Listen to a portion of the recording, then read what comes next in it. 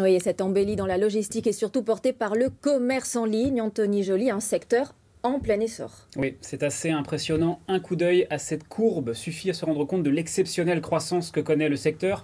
2005, on en est encore au balbutiement du commerce en ligne en France. 8 milliards d'euros quand même de chiffre d'affaires à l'époque. 13 ans plus tard, 2018, le marché pèse plus de 92 milliards d'euros. Les chiffres de 2019 vont bientôt sortir et le cap des 100 milliards devrait être franchi. Anthony, dressez-nous le portrait robot de l'acheteur en ligne. Il est plutôt jeune, j'imagine. Oui, les 25-34 ans sont ceux qui achètent le plus en ligne. 96% d'entre eux le font.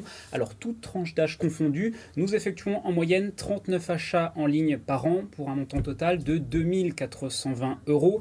L'achat moyen, lui, est de 61 euros. Et il a tendance à baisser de quelques euros chaque année. De plus en plus de consommateurs en fait, achètent des produits qui ne coûtent que quelques euros. Et qu'est-ce qu'on achète principalement en ligne? Alors, les secteurs les plus porteurs, l'habillement et la mode, les produits culturels, les livres par exemple. Aujourd'hui, on achète autant de livres en librairie que sur Internet. Et enfin, le secteur du voyage et du tourisme. À noter que le secteur alimentaire connaît une forte croissance grâce à l'essor du drive, plus 7% en un an. Là, clairement, ce que vous nous dites en creux, Anthony, c'est que le secteur du commerce en dur a du souci à se faire.